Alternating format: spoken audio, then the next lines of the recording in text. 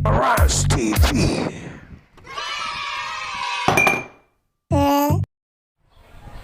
Hi guys! Welcome back to my channel. Ngayong araw ay Huwebes. Nandito na naman ako sa Barangay Buro. Guys, so, nakatambay lang talaga. Sobrang bumal. Ang mga tao natakot lumabas kaya hindi na pumunta dito sa araw ng palengke.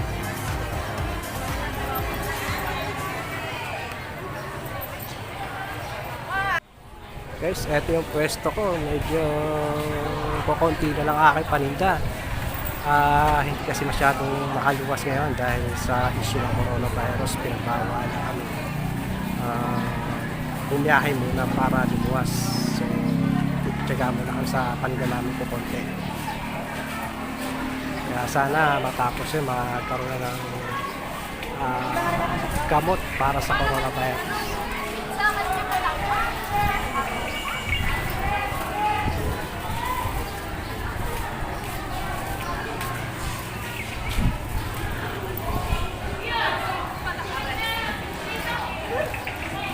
Guys, may baril ako dyan. Ayan.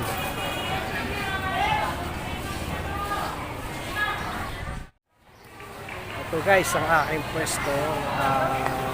Kukunti na talagang laman ngayon dahil hindi kami nakakaluwas. Gawa ng issue ng coronavirus. So, ito muna ang aking paninda ngayon. Siguro pag okay na pwede na kami luwas ng Rara o Divisoria, baka makapamili ng dito. Guys, sa kasalukuyan ito, nadagdagan ang tao. Malapit na kami mag-fit. Alas na, kaya kailangan namin mag-fit.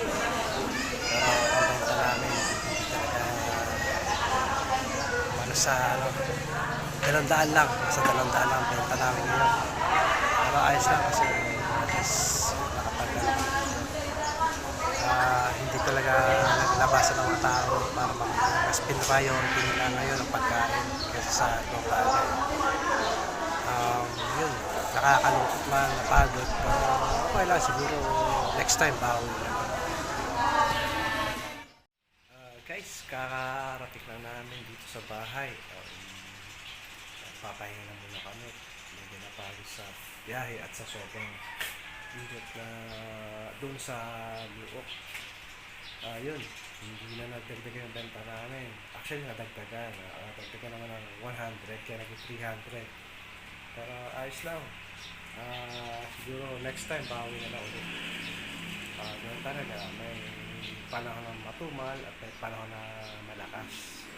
Kaya next time kung siguro makakaluwas o makakapamili sa Baclaran man o sa Divisoria, baka sakaling lumakas ulit ang bentahan namin. Kasi minsan depende rin sa stock ng paninda. So yun lang guys. Sana wag niyo kalimutan i-click ang subscribe button at ang hit ang notification bell.